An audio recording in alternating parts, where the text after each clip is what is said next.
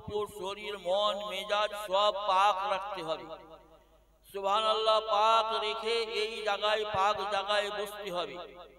কিছু জিনিস আছে ধুলে পরে পাক হয়, কিছু জিনিস আছে মুছে দিলে পাক হয়, কিছু জিনিস আছে চলতে চলতে পাক হয়, আর কিছু জিনিস আছে আল্লাহর জিকিরে পাক হয়। বলুন সুবহানাল্লাহ। কোন জিনিসটা চলতে চলতে পাক হয়?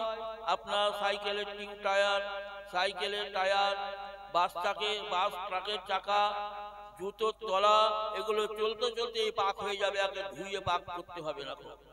কিছু জিনিস কাপড় চোপড় ধুয়ে পাক করতে হয়।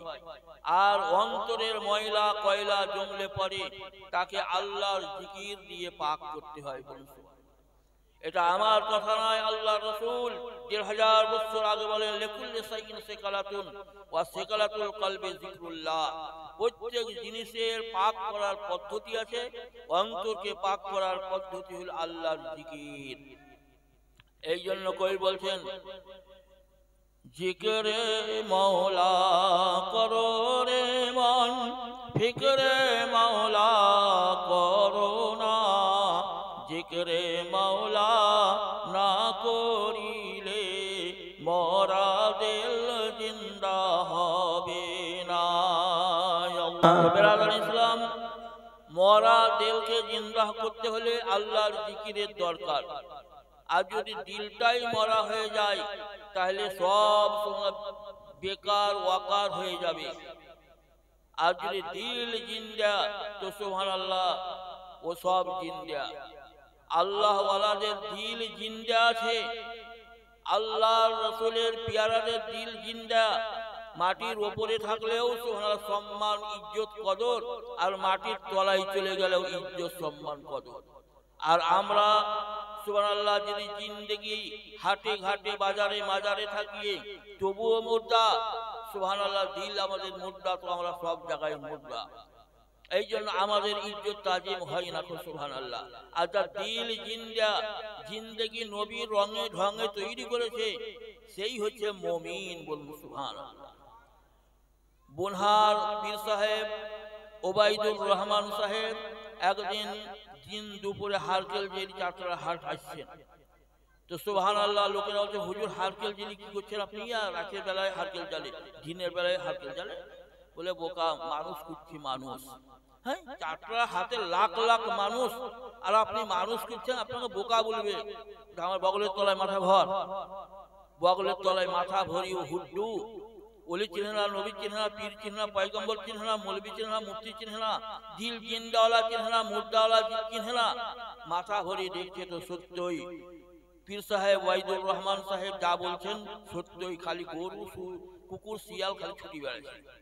দেখলি দেবার আমার কথা বিশ্বাস হলো? বলে, হুজুর সত্যই বিশ্বাস হলো। তাহলে বিশ্বাস করতে হলে সুবহানাল্লাহ বিশ্বাসী লোকের কাছে যেতে হবে। ইমানদার হতে গেলে ইমানদারের কাছে যেতে হবে। মালওয়ালার কাছে মাল পাওয়া যায়, মালদার বলে। সুবহানাল্লাহ, দিলদারের কাছে দিল পাওয়া যায়, আর ইমানদারের কাছে যেতে হবে, তবে ইমানদার পাওয়া যাবে। বলুন সুবহানাল্লাহ। আজ আমরা আল্লাহকে ভয় নাই। জিন্দেগি তো আমাদের কেমন জিন্দেগি, পশু পাখির মতন জিন্দেগি। দিল্লির পীর সুবহানাল্লাহ খাজা নিজামুদ্দিন আউলিয়া রহমতুল্লাহ আলাইহি একটা মুরিদ, ভক্ত মুরিদ।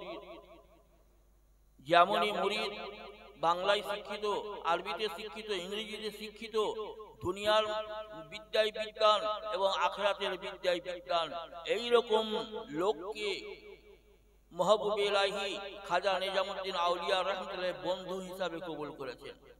আমরা তো দুনিয়ায় কাকে ফিটিংবাজকে বন্ধু হিসাবে কবুল করি, ফিটিংবাজকে বন্ধু হিসাবে কবুল করি। তো ওই দুই বন্ধু সুবহানাল্লাহ একদিন এই মাস্টার ডাস্টার, এই দুনিয়াবি শিক্ষায় শিক্ষিত মাহবুবে ইলাহি দরগাহের বন্ধু বলছে, আজ ভালো করি কিশমিশ দি, বাদাম দি, দুধ দি পায়েস রান্না কর, আমার মানে পীর সাহেব বন্ধুকে আজ পায়েস খাওয়াবো। তো সুবহানাল্লাহ পায়েস টায়েস রান্না করার পর এবার বিবিকে বলছি, যা পীর সাহেব ওইখানে ও খানকা আছে নদীর ওই পারে, পীর সাহেবকে দিয়ে আয়, পীর সাহেব খাবে। বিবি পায়েস হাতে করে নিয়ে দেখছে তো সুবহানাল্লাহ ইকুল উকুল দুকুল ভরা পানি। ওই শিক্ষিত লোকটার স্ত্রী এসে বলছে, গো নদীতে পানি, তোমার পীর বন্ধুকে আমি পায়েস কি করে দিতে যাব? বলে, যা পাগলি বলগা, আমি এমন লোকের দ্বারাই প্রেরিত হয়েছি যে জিন্দেগিতে সুবহানাল্লাহ বিয়ে শাদী করেনি, খো সেই তার কথায় এসছি, রাস্তা দিয়ে দাও। তো সুবহানাল্লাহ বিবি গেই নদীতে বললো, আমি এমন লোকের দ্বারা প্রেরিত হয়েছি যে জীবনে বিয়ে শাদী করেনি, তুমি রাস্তা দাও। বরফের মতন জমে গেল, নদীর বরফের উপরে হেঁটে গিয়ে পীর সাহেবকে পায়েস খাওয়াই। এবার আসছে তো আবার পানি করতে আরম্ভ করেছে। আবার পীর সাহেব মহাব ইলাহি দরগাহি রহমতুল্লাহর কাছে গিয়ে বলছে, হুজুর নদীতে পানি যাবো কি? বলো, গা এমন লোক আমাকে পাঠিয়েছে যে লোকের জীবনে খাবার খায়নি, সেই লোক পাঠিয়েছে, আমাকে রাস্তা দাও। পার হবার গরজে কেউ নামাজ পড়ে ফরজে, কেউ পড়ে নামাজ গরজে। পড়ে কি পড়ে না? আল্লাহর মহব্বতে, নবীর ইশক মহব্বতে নামাজ পড়ে, আবার কেউ নামাজ পড়ে গরজে। সুবহানাল্লাহ, এমন মজলিসে পড়ে গেছে সব নামাজি, তখন জানের দ্বারাই নামাজ পড়তে হয় কি হয় না? সুবহানাল্লাহ, এমন জায়গায় বিহা করতে গেছে, সুবহানাল্লাহ, সব ওই মজলিসে দুরূদ পড়নেওয়ালা, নামাজ পড়নেওয়ালা। তো ওইখানে বিয়ে পড়া হইলো বলে নামাজের সমান করছে, এইখানে নামাজতে হবে। তখন জামাই জানের জ্বালাই নিজেকে বেইজ্জতি থেকে বাঁচাবার জন্য তখন গরজে নামাজটা পড়ছে। তো সুবহানাল্লাহ, এইরকম কেউ ফরজে পড়ে, কেউ গরজে পড়ে। তো এই নদী পার হতে হবে। বলছে, আমি এমন লোকের তরফ থেকে প্রেরিত হয়েছি যিনি জিন্দেগিতে খাবার খাইনি। সুবহানাল্লাহ, নদীর পারে এসে এবার স্বামীকে বলছো, তুমি বড় মিথ্যা, তোমার পীর বড় মিথ্যা। কিন্তু এটুকু না আমার মনে দিচ্ছে যে নদীর পানি কিন্তু বহা মিথ্যা লয়। যেমন কথাটা বলেছি ওই রকম আল্লাহর কুদরতে পানি জমাট বেঁধে গেল, আমি হেঁটে পার হয়ে এলাম। ব্যাপার কি আর ভেদ যতক্ষণ না বুঝতে পারবো, আমি আর ঘর সংসার করব না। সুবহানাল্লাহ, আল্লাহর ওলি এমনি হওয়া যায় না, নবীর পথে এমনি চলা যায় না, বহু সাধনা করতে হয়, বহু মানবীজ করতে হয়। সুবহানাল্লাহ, কিছু পড়তে হয়, কিছু ধরতে হয়, কিছু ছাড়তে হয়, কিছু করতে হয়। তো সুবহানাল্লাহ, এবার পীর সাহেব বুঝাবে কি? কিছু কিছু কথা বুঝে নিতে হয় শুধু যথা। তো সুবহানাল্লাহ, কি করে বুঝাবে? মুখে তো বুঝা যাবে না। তো ওই পীর সাহেবের বন্ধু করলো কি, 124 রকমের বিভিন্ন রকমের ভ্যারাইটির খাবার প্রস্তুত করে বলে, এই খাবার সাজালাম তোকে, আজ নতুন করে থুবড়া খাওয়াবো, বিয়ে আমাদের হয়নি, আবার নতুন করে থুবড়া খাওয়াবো। এই জন্য এই 120 রকমের খাবার ভ্যারাইটি সাজিয়েছি। আর সেই বিনি মাথা কাঁচা সুতাতে একটা তলোয়ার টাঙিয়েছে, ওই তলোয়ারের নিচে খাবারগুলো রেখে দিয়েছে। আর বলে, খা, তো না খেলেই দা পাচন তুলেছি, তোকে শেষ করে দিব। সুবহানাল্লাহ, এদিকে পাচন তুলেছে স্বামী, আর ওদিকে তলোয়ার ঝুলছে কাঁচা সুতিয়ায়, আর এদিকে 120 রকমের ভ্যারাইটির খাবার। সুবহানাল্লাহ, খাবার খাওয়া হলো, মারের চোটে ভয়ে খাবার হফ করে খেল। আর ওদিকে তলোয়ার চিন্তা করছে, বাইচান্স হিলি পড়ে যাই তো আমার শেষ। সুবহানাল্লাহ, খাবার খাওয়া হলো। এবার বলে, বল 120 রকমের খাবার খেয়েছিস, কোনটার স্বাদ কেমন, কোনটার মজা কেমন, কোনটার কি টেস্ট বলতে হবে। বলে, আমি কিছুই বলতে পারবো না, আমি জানের ধাঁধসে আমার জ্ঞান ছিল না, খালি মুখে ভরে আছি আর গিলাছি। বলে, শোন, তবে তোর সাথে আমার বিয়ে শাদী হয়েছে, আমি মনমানি খাইসের জন্য নয়, এই জন্য বিয়ে করেছি যে আল্লাহর নবী সরকারে মুস্তাফা মুহাম্মদ রাসূলুল্লাহ সাল্লাল্লাহু রাহবানিয়াত ফিল ইসলাম, ইসলামে বৈরাগ্যের কোনো স্থান নাই। এই জন্য নবী বলেছেন, আর নিকাহ মিন সুন্নতি ফামান রাগিবা সুন্নতি, বিবাহ বন্ধনে আবদ্ধ হওয়া আমার সুন্নত, আমি নবীর সুন্নত আদায় করার জন্য তোর সাথে বিবাহ করেছি। এই জন্য হক পথে আছি, এই জন্য হক কথা বলি, হক পথে থাকি, পীর সাহেবের সাথে বন্ধুত্ব করেছি। আর হক পথে থাকার জন্য আল্লাহ আমার উপরে রাজি, তার আমার কথাই নদী রাস্তা তোকে দিয়েছে। আর আমার পীর সাহেবও সুবহানাল্লাহ মজা, জিভার মজাতে খাবার খাননি।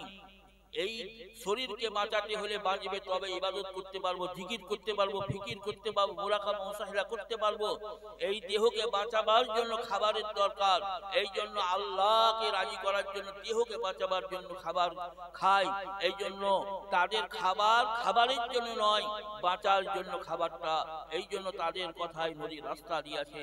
বুঝতে পারা গেল ইনারা আল্লাহ ওয়ালা, নবীর কথায় উঠে নবীর কথায় বসে।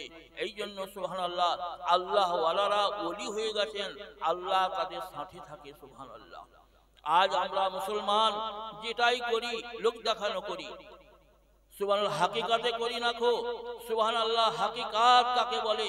সুবহানাল্লাহ, দয়ার নবী তো জাহানের বাদশাহ হুজুর সরকারে মুস্তাফা মুহাম্মদুর রাসূলুল্লাহ সাল্লাল্লাহু আলাইহি ওয়াসাল্লাম খাইবারের যুদ্ধে অনেক মুসলমানদের সৈন্য ইন্তেকাল করলো, শহীদ হলো। আল্লাহর নবী বলছেন, আগামী কাল আমি এমন একজন যোদ্ধার হাতে খাইবারের পতাকা উঠিয়ে দিব, যার হাতে ওই খাইবার দুর্গ জয় হবে। সুবহানাল্লাহ। আল্লাহর নবীর সাহাবীরা বলছে, আমাকে হয়তো আল্লাহর নবী প্রধান সেনাপতি নির্বাচন করবেন। কিন্তু দেখা গেল তারা যারা লালায়িত, তাদেরকে কাউকে সেনাপতির পদ দিলেন না। বলেন যে এই মজলিসে নাই তাকে আমি আজকে সেনাপতির পদ দিচ্ছি। তার না হচ্ছে শেরে খোদা মাওলা আলী রাদিয়াল্লাহু তাআলা। বলে হুজুর উনি তো অসুস্থ, চোখের ব্যথা, চোখের ঝাপসা দেখছে, চোখে লিটি কাটছে, তাকাতে পারছেন না, উনি কেমন করে যুদ্ধ করবেন? বলে আল্লাহর নবীর কথা, আল্লাহর কথা। সুবহানাল্লাহ। আলীকে নিয়ে আসো। দুজনার ঘাড়ে কাঁধা দিয়ে মাওলা আলীকে নিয়ে আসা হলো। দয়ার নবী আপনার আমার থুতু রোগ ছড়াই, বিশ্ব নবীর থুতু মুবারক রোগ সারাই। কিছু থুতু মুবারক লাগিয়ে দিলেন, সঙ্গে সঙ্গে ভালো হয়ে গেল। মাওলা আলীকে পতাকা দিয়ে বলে, তোমাকে প্রধান সেনাপতির পদ দেওয়া হলো, আজকে তোমার হাতে এই খাইবার দুর্গ জয় হবে। সুবহানাল্লাহ। খাইবারের যে গেটটা ছিল 50 হাত, সুবহানাল্লাহ, 60 হাত লম্বা আর 40 হাত চওড়া, আর একটি পুরো কাঠের ছিল। সুবহানাল্লাহ। ছেলে খোদা মাওলা আলী একটা কপাটকে হাতে তুলে নিলেন, আর একটা কপাটকে ঢাল করে যুদ্ধ করলেন। যুদ্ধের জয়লাভ হলো। সুবহানাল্লাহ। মুসলমানদের হাতে অনেক ধন গনিমত হিসাবে এলো। আল্লাহর নবী গৌরব বোধ করছেন। শেরে খোদা মাওলা আলী আনন্দে আটখানা। আল্লাহর নবী যুদ্ধ থেমে যাওয়ার পর, শান্ত হওয়ার পর নবী বলছেন, আলী তুমি বড় যোদ্ধা, তোমার উপাধি শেরে খোদা আল্লাহর বাগ, একবার এই গেটটাকে ছেড়ে দেখাও তো। সুবহানাল্লাহ। চাটছেন তো আর চাটতে পারেন না। বলে মাটি ছাড়া করো, তুমি তো এক হাতে একটা কপাট, আর এক হাতে আর একটা কপাট নিয়ে একটাকে ঢাল, একটাকে তলোয়ার হিসাবে ব্যবহার করে যুদ্ধ করেছো, চাড়ো। আর চাটতে পারছেন না।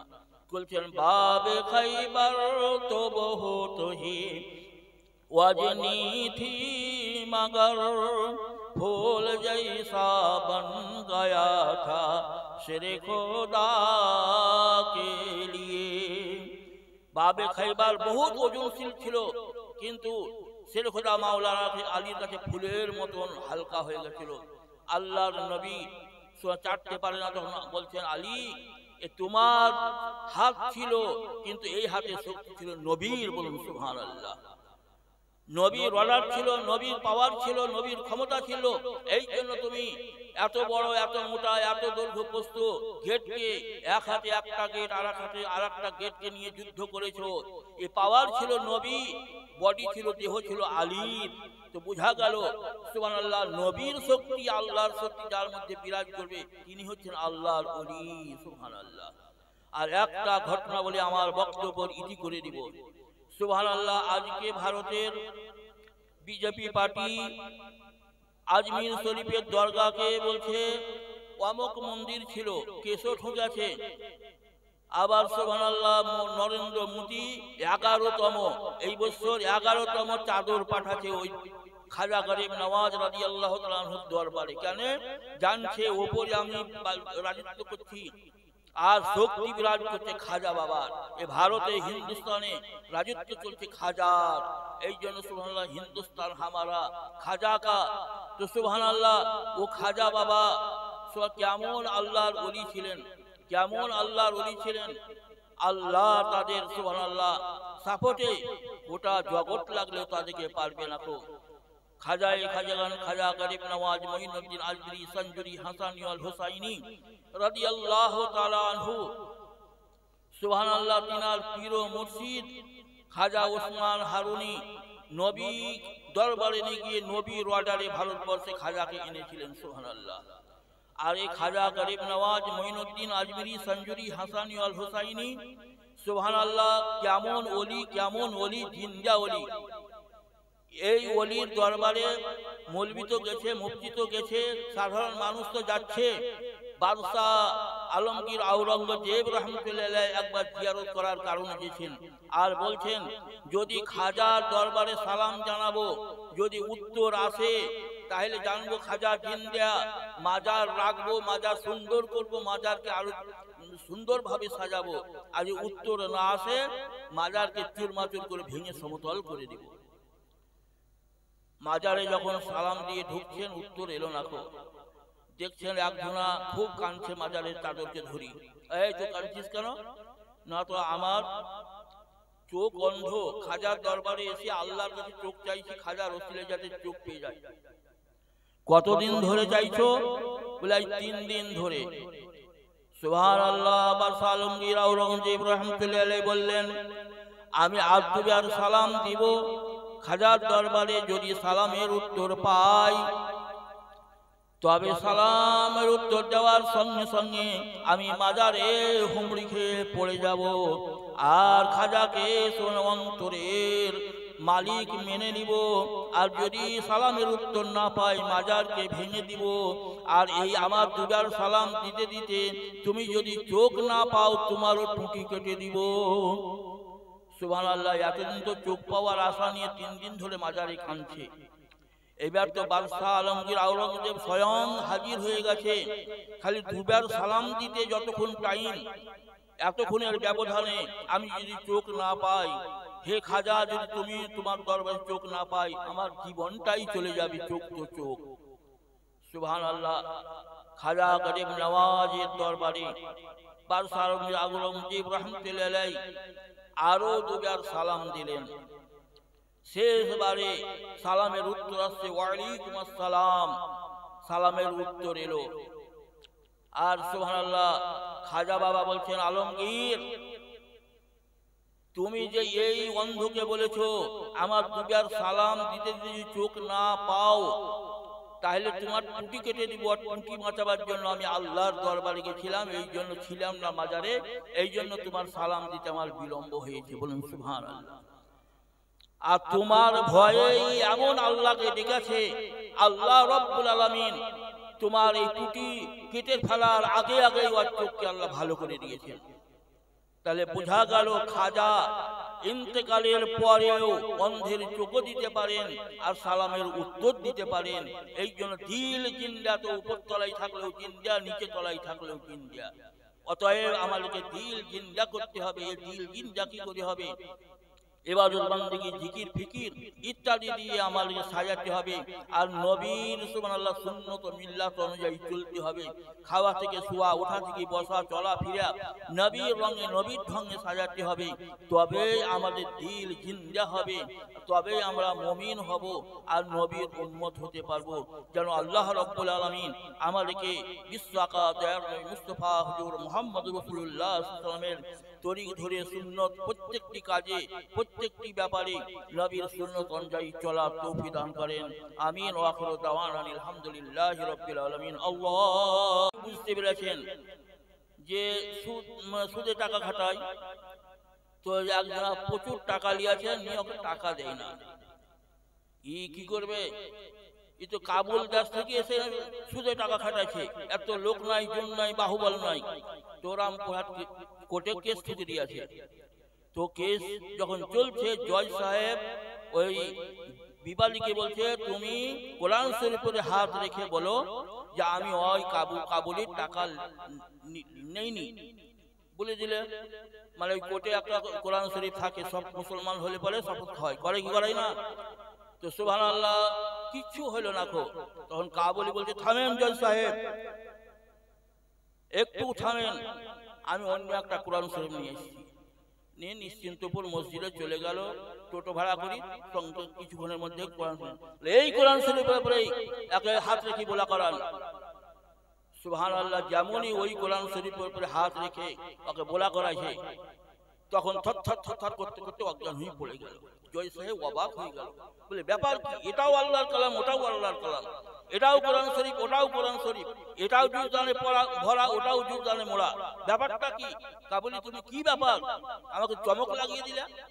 বলে শুনুন জয় সাহেব, এই কোরআন শরীফটা নতুন কিনে এনে এই কোটের টাকে তোলা আছে, একে কেউ পড়ে না, বুঝেছে?